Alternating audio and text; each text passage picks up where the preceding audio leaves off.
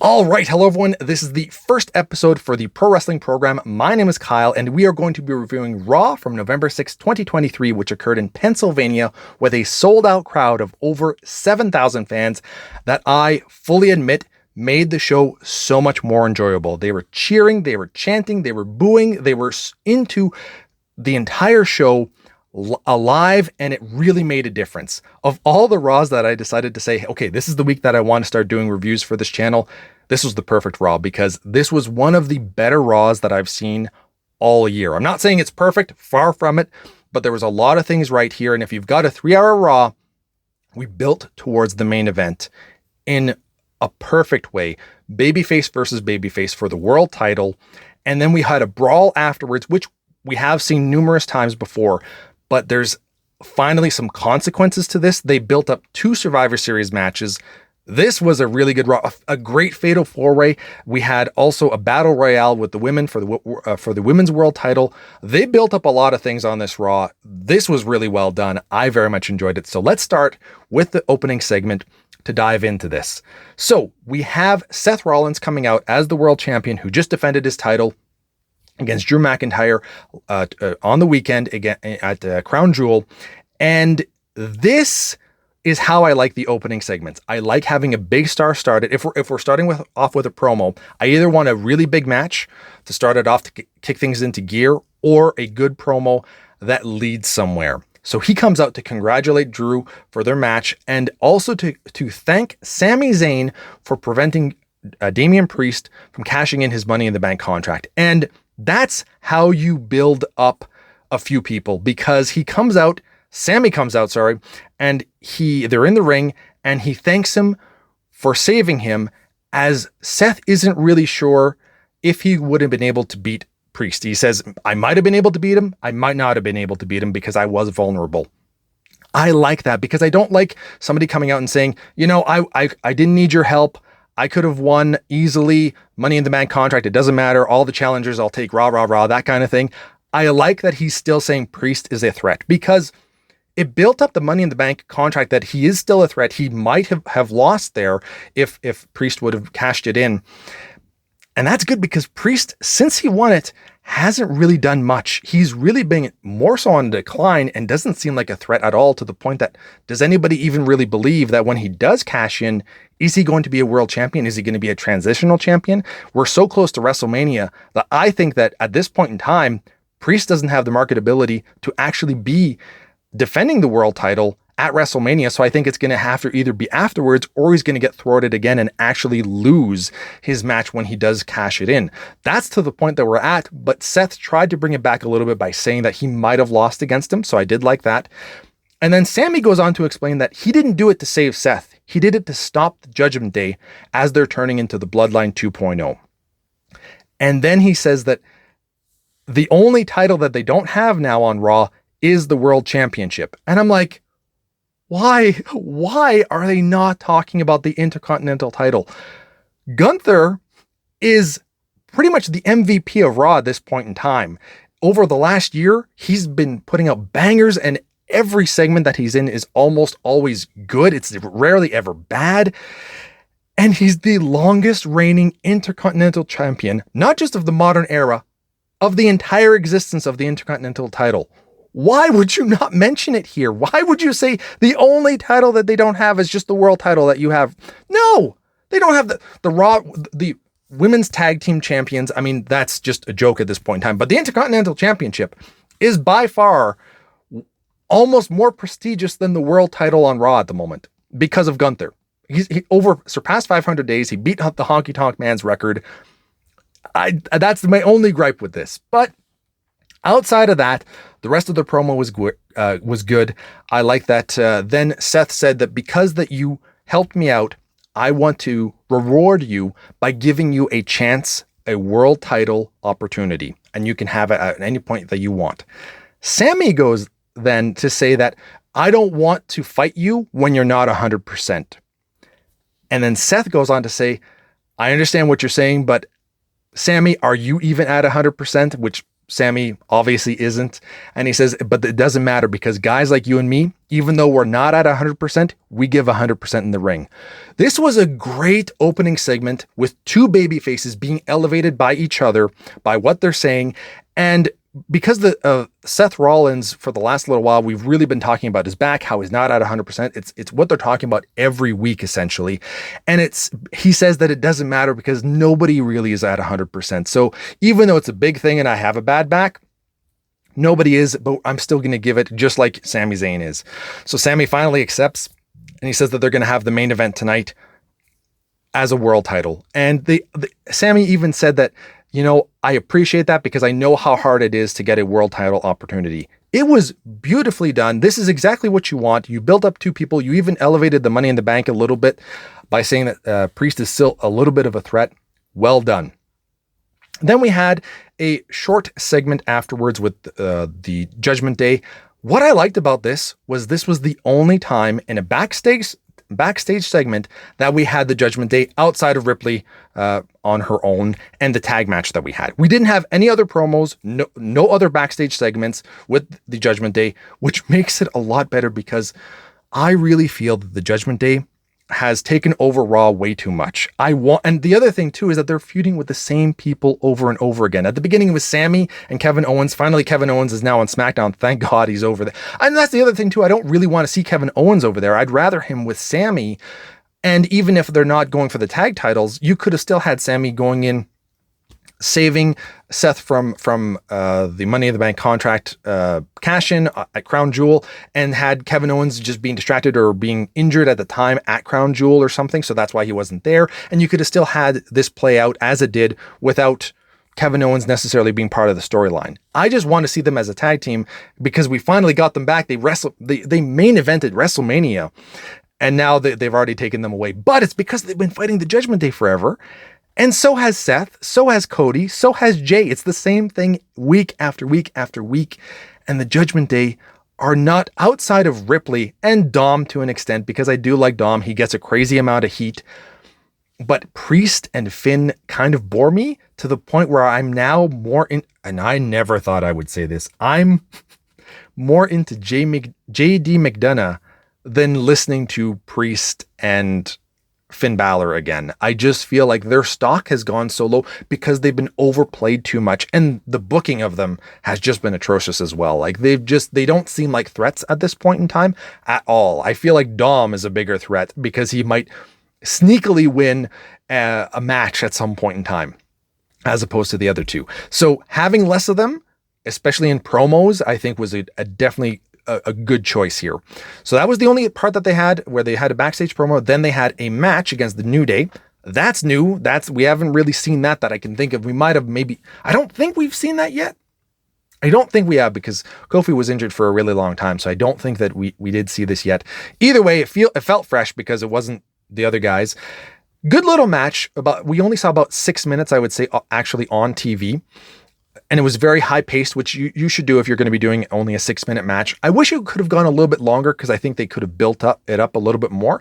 Either way, the Judgment Day won, which was the right decision. You still have to have these guys strong, especially with what they're going to be doing with them going into Survivor Series. So I understood why, after I finished the show, why the New Day didn't win here. And it kind of made Priest and Balor look good. Then we had a really short match in Nakamura versus Tozawa. This was one of the only matches that they had announced previously. I think they did announce the Battle Royale for the number one contendership for the Women's World title as well, right before Raw. But the only two matches before that were the Fatal Fourway for the Intercontinental number one contendership. That's the other thing too. Earlier, they don't even mention the IC championship in the promo with Sami and Seth, but there's like a Fatal Four-Way later that night that they built up perfectly and really made that match feel special. And it's like, but then you just crapped on them afterwards. Anyway, so we had Tozawa versus Nakamura, which was one of the only matches they announced, and it was like a 2-minute squash match, which, to be fair, that's what it should be at this point in time. I do like Tozawa. I think that he's really good in the ring, or can be solid, but they've used him pretty much as a jobber or lower card guy for the longest time now, that this is what should be happening if he goes up against Nakamura. Nakamura was just in the world title scene, was challenging Seth Rollins, brought him to his limits in 2 PLE matches. It made sense for Nakamura to win here. I also really like the booking of Nakamura lately in terms of as soon as he became heel, I felt like this was the closest we've had to him being an actual main eventer outside of when he won the Royal Rumble and then just went on with that feud with AJ Styles. This is the best we've seen from Nakamura. And what's nice here is that because that Tozawa is with Otis and Chad Gable, I think and I hope that this is leading towards Chad Gable versus Nakamura, because then Otis got in the ring and they had a little stare down and Nakamura's like, nah, I'm not going to, like, not right now, or never, as in like, I'm not interested. So he just runs out the ring. I liked that. It's building towards, and then I think they did announce eventually that Otis will be taking on Nakamura next week on Raw. I think that's what they announced. I'm not 100% certain on that, but I think that they did announce that. And I would love though for Nakamura to take a little bit more time, maybe a 6-7 minute match between Otis, where Otis really just shows off his strength, but Nakamura is more cunning, more fast-paced, and all that kind of stuff. Wins the match, and then we have a Chad Gable versus Nakamura match down the line, which gets at least 10 minutes. I think you could even go 15-20 minutes if you really wanted to. If they're doing it on Raw, I don't think that they would do it at Survivor Series. I would almost prefer for there to be a big Survivor Series tag match, like 5 versus 5, with Otis, Tozawa, and Chad Gable with another 2 people versus 5 heels, including Nakamura, and then we get the Raw match after Survivor Series. I would kind of be down for that, because Chad Gable's another one that when they let him go, he's an MVP and just can produce excellent matches on Raw, on PLEs as well if they give him the chance. But we'll get there hopefully. I really want him to win the Intercontinental Championship too. Then we had one of the best segments. Adam Pearce was on fire tonight. So, and that's another thing too that I'm really liking, that they are separating Adam Pearce and I'm forgetting his name. Nick Aldis, I think is his name. I think that's his name. The British guy, the SmackDown general manager. I haven't seen enough of his work. I did remember him from TNA back in the day, and I know he was the NWA champion and all that, but just his name is eluding me at the moment. He looks good in the suits though. Anyway, why are we talking about that? Let's get on to the build that Adam Pearce. Oh, and so they've separated them, and it seems as though there's a bit of a rivalry to try to produce the best show. And Pearce tonight, just excellent. So he builds up and explains why all these 4 men are going to be in the Fatal Fourway for a chance to be the number 1 contender for the Intercontinental Champion. That's awesome. And they built up each one. He explained why Ricochet should be there, because that's who Gunther originally beat, and he had beaten somebody last week and he had a good showing. So he thought that, okay, I'm going to give you a chance. Miz as well. He had his reasons because of, he had asked him. Bronson's been looking very strong. I mean, he steamrolled through a few people and he had a great match with Gunther. That was awesome. That's another thing too that I like that they're not shying away from, is face versus face matches and heel versus heel matches. They're entertaining. They shouldn't happen all the time, definitely, because that's the whole point of wrestling, is to have heat for the heel going up against the face, but it still works here and there with the other ones. And Ivar, who is, I'm having such a blast. I'm so glad that since his partner has been injured, they're still pushing him as a singles competitor, because he's been doing great. He had a great match with Kofi Kingston on Raw a few weeks ago, and I loved it. And he's had some good tag team matches. They had a good New Day versus the Viking Raiders, I believe is what they're called. And they did a great job. I've been very impressed with Ivar, who I never really thought I would be into, but he's been looking really good. This match was, for the most part, good. The ending was a little bit of a letdown and confusing, I think, to the crowd, but the crowd was just popping like mad for this entire match. It was wild. I mean, you had 2 big guys in Ivar versus Reed, who kind of steamrolled through the Ricochet and Miz, who are the smaller guys, and would attack each other as well. And you could really feel the heat between all of them. I will say though that Ricochet, I think, was the weakest one out of all 4 people here. Miz isn't necessarily the greatest wrestler, although he seemed like a ring general in this match. He doesn't have like epics, but everything he does is extremely solid. And the crowd was insanely into the Miz. But back to Ricochet and the Miz, there was one part where I think Bronson had Ivar up for a superplex, and Ricochet and Miz both look at each other and they get involved and they do the big 4-man superplex. And when they went down, Miz and Ricochet obviously take the least brunt of it. And Miz just kind of does the move, goes into the corner and looks to the side and just looks exhausted and he's tired. That's all he did. Ricochet is like overselling as if he's so injured. And his selling, I think that Ricochet, his strongest suit is by far his athleticism and his offense. When he's selling, it's not right. It seems off. It doesn't seem timed correctly. And then he'll go back and forth between spurts and then really injured. And it just doesn't mesh well. Whereas Miz knows how and when to sell something big, when not to be selling something big. You don't have to look completely destroyed after everything that happens. If it's a big move, yes. If it's not a big move, don't oversell. And I just think that was a big difference between the two of them right here that I really appreciated having the Miz in there. And then at one point, Miz and Ricochet, they did this big back and forth, and you kind of saw Miz kind of throwing out what they should be doing, and they both knocked each other down. And then you had Ivar come up on the top rope, and Bronson do the same thing, and they both went for went to throw themselves onto Ricochet and the Miz. Ricochet took the move from Ivar, but Bronson missed, and Miz got out of the way, and then Bronson pinned Ricochet. And Miz pinned Bronson, who had missed, and the ref is counting both of them. Ricochet kicks out, and Bronson doesn't, so the Miz wins. But like the crowd had no idea that the Miz had, like, it was just went kind of silent. So it was a really weird ending to what I think was a pretty good match, the second best match of the night. It's just unfortunate that the crowd just didn't really know what had happened, because they were extremely loud the entire time and rooting for the Miz. The Miz is full face at this point in time, and I'm 100% here for it. I think that his work with LA Knight and how he's been elevating so many people in whatever role that he is thrown into in the WWE, even if you hate him, he does it so well. I think that he's been completely overlooked in the past decade, ever since he lost the world title, the first time around. And I just wish that they would have treated him like the guy that he deserves so much more, in my opinion anyway. And I was just so happy that the crowd was so into him, where they were cheering Miz over Ricochet, which is like what I think it should be. Ricochet is good for having, like I said, the athleticism and the high spots. He would fit well into AEW. Can't sell, but he can move around really fast. That's a little dig at AEW. I don't mind. I will be reviewing AEW Dynamite and Collision as well in their pay-per-views. There's a lot of stuff that AEW does right as well, but I'm going to be throwing shade at WWE every once in a while here too, so they'll be coming back and forth. Good match. Just wish that the ending would have been a little bit more decisive, and I think that the Miz actually hitting his finisher would have been a little bit better as well.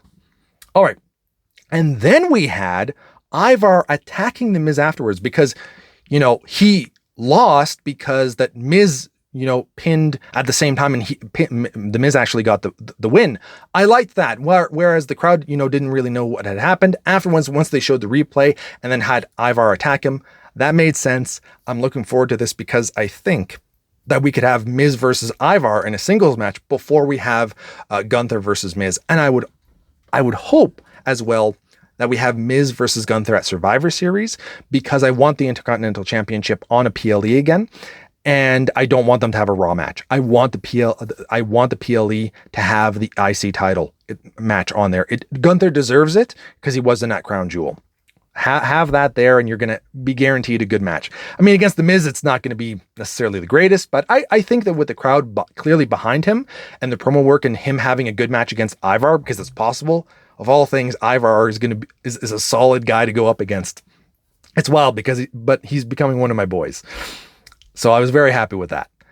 And then we had the Creed brothers have signed with Raw. So Pierce gave them some contracts, and I can't remember I wrote it down.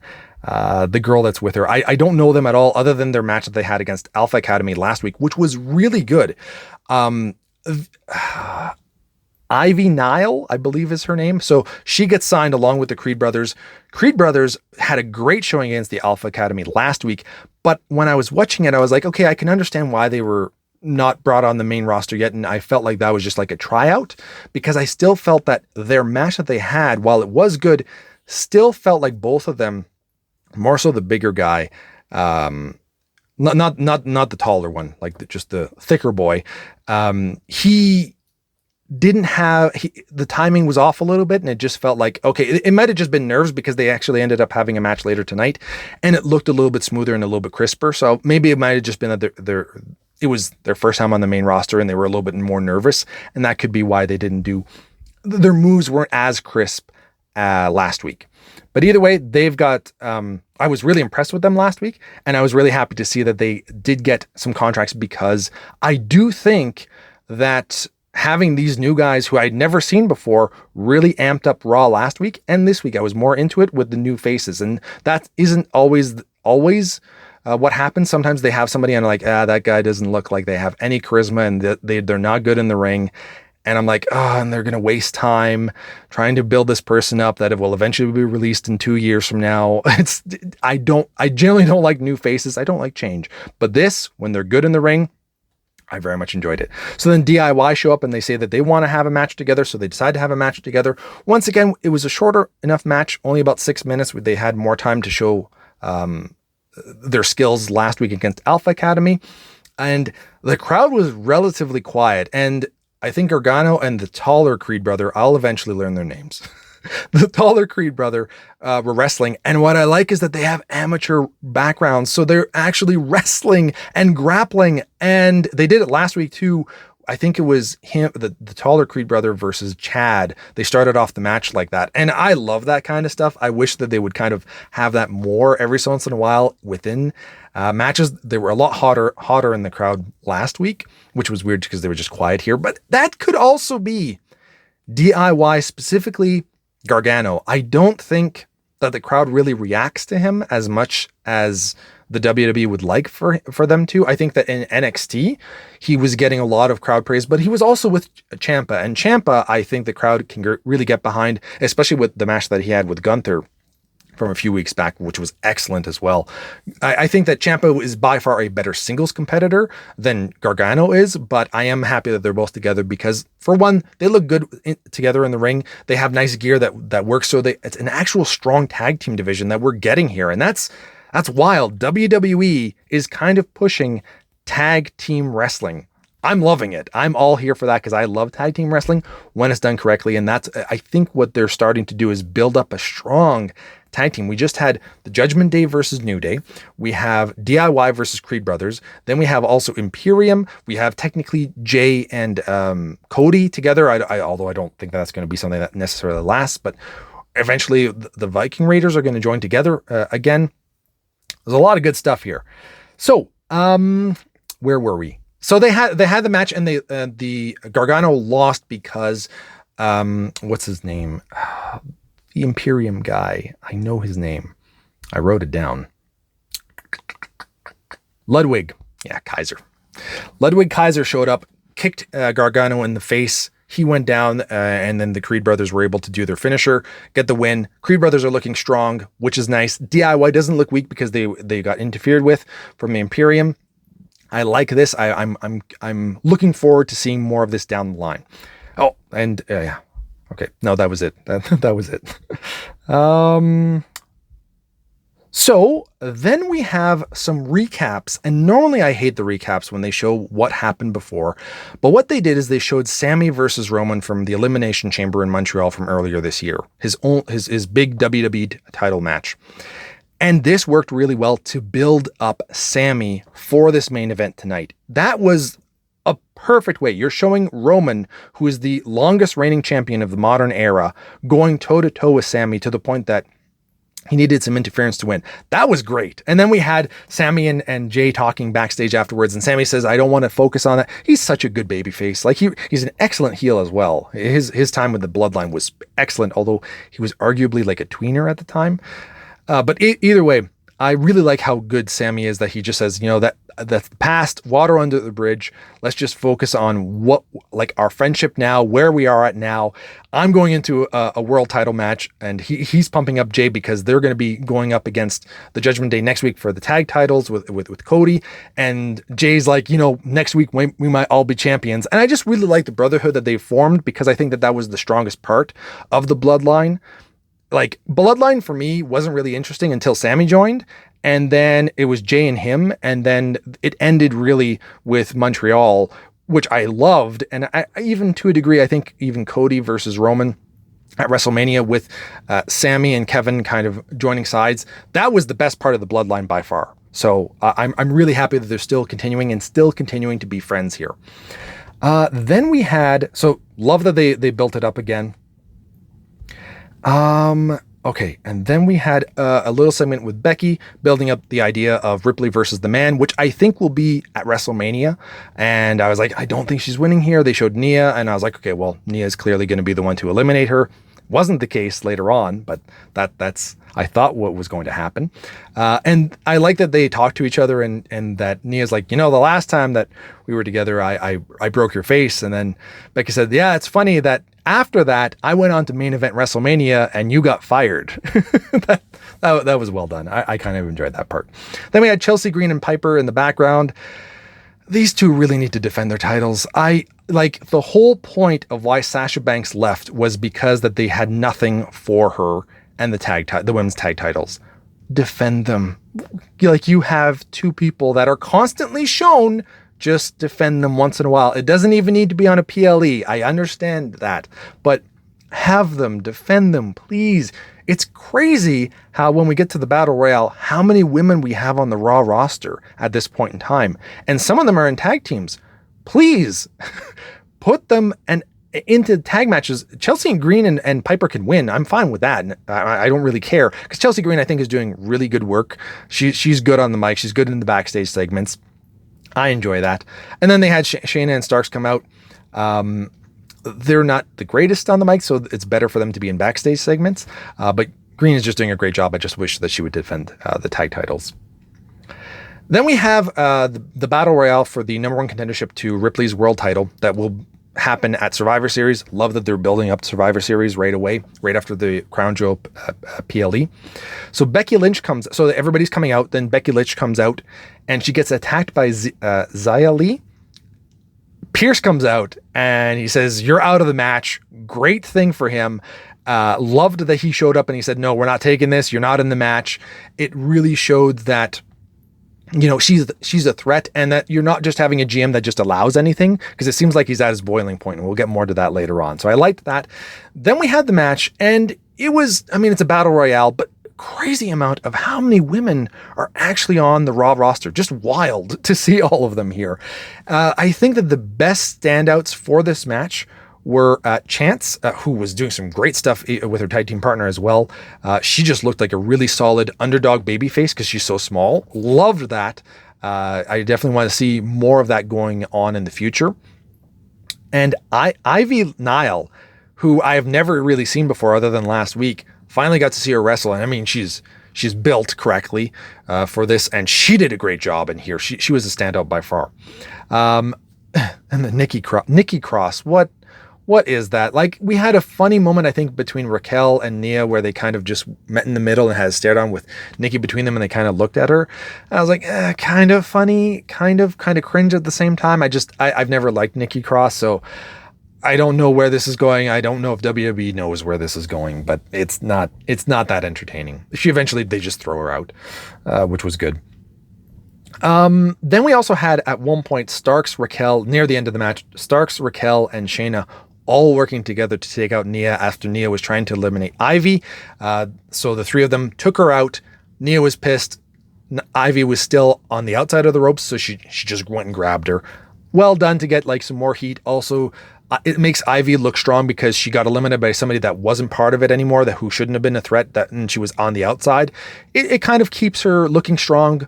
I liked that. And Nia just being a beast that had to get eliminated by three really big, Raquel is massive, Starks is tough, and Shayna too. They're arguably some of the strongest women in the on the Raw roster in terms of just their size and how they look. They're all built.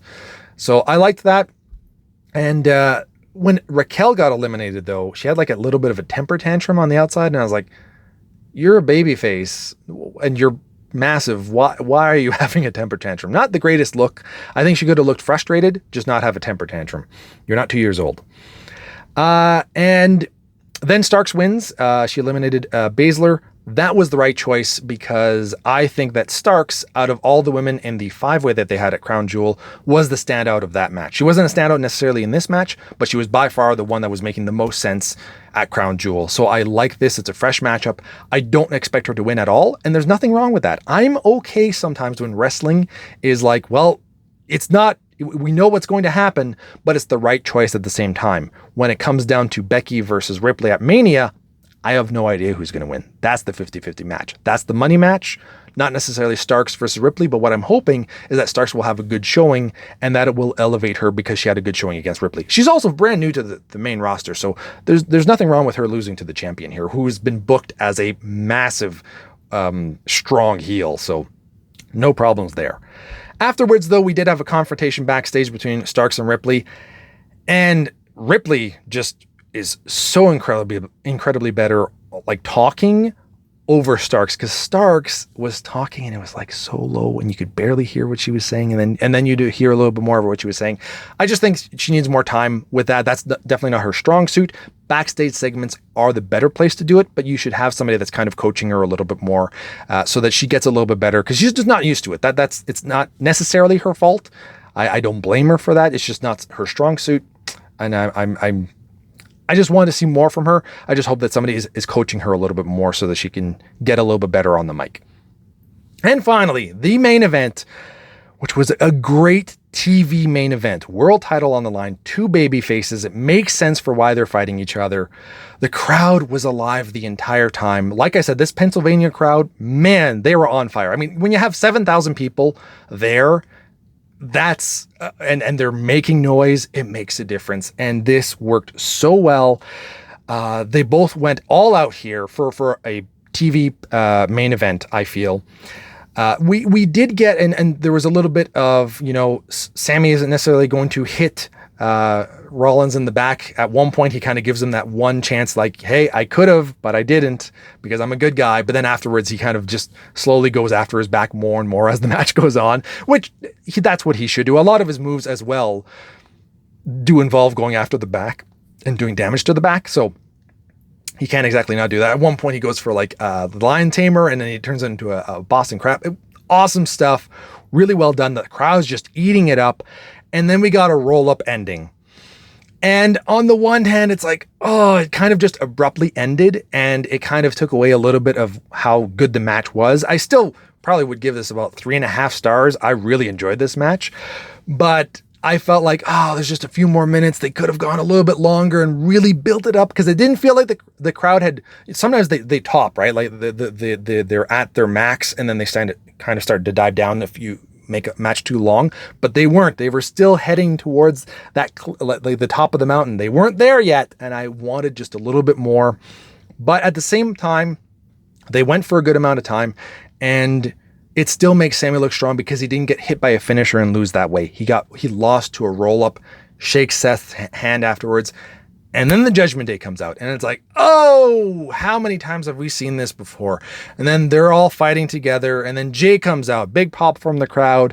Jay gets involved. Oh, we've seen that before. Finally, Cody, the first time that he's shown up this night, comes out, and it's like, I've seen this so many times. And then the chaos seems a little bit more intense. It seems a little bit better than it's been done before, that we've seen 1,000 times before between all of these individuals. And then the security comes out, and it's like, okay, well, they're trying to just, have a little bit more order within the chaos.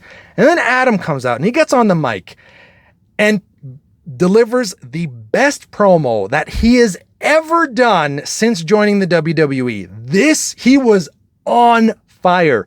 This is a man who has had enough, that is now no longer a manager for both shows. He's on one show. He has to have a good show because he can't just go over to SmackDown, and SmackDown can potentially beat him now. So he's tired of the games that all of these people are doing, that they don't care about the rules. They don't care about regulations. They just want to kill each other and attack each other. He's had enough. You want to play games? War games, Survivor Series. Beautiful. This is as close as we're going to get to William Regal uttering those words. I loved it. His intensity, he takes off his glasses too before he looks at the camera, shouts it. Perfect. And I have to give props to the wrestlers involved and the production team. The zoom-ins on their faces as this is being announced, War Games Survivor Series, was perfect. The crowd is electric. Adam Pearce is on fire. The heat between everyone and the hate that you can see in their faces as they're being zoomed in on, everything was spot on. And then they can, as soon as it's announced, they start fighting again and they get involved in a big scrap again. Perfect. That's the way you want to end a TV show. That gets people interested in their match, to finally also have an end to this stupid feud that's been going on way past its expiry date. But now we have an end in sight. That's how you do it correctly. This, to me, was as close as you can get to a Attitude Era Raw ending without the star power of The Rock and Austin and all that kind of stuff. Like, you don't have, these guys are not those wrestlers, but it's as close as you can get with the modern era without maybe bringing in some of the SmackDown guys as well. I was very much enjoying this. I loved it. And the crowd, the Pennsylvania crowd, really made this Raw work tonight. But along with a lot of the people and the right decisions of building up the Fatal Fourway, even the women's Battle Royale, and the TV main event, and then finally War Games. And now we have 2 Survivor Series matches already set up. Great way to end Raw. Great way to build up Survivor Series. A lot of decisions that were really well made. The only big negative for me was the Intercontinental Championship not being mentioned when Sami's like, the only title they don't have is the world title. It's like, no, the Intercontinental title too. But either way, very much enjoyed this. Let me know in the comments below what you thought about all of this. And yeah, this is the pro wrestling program you have all been bearded in.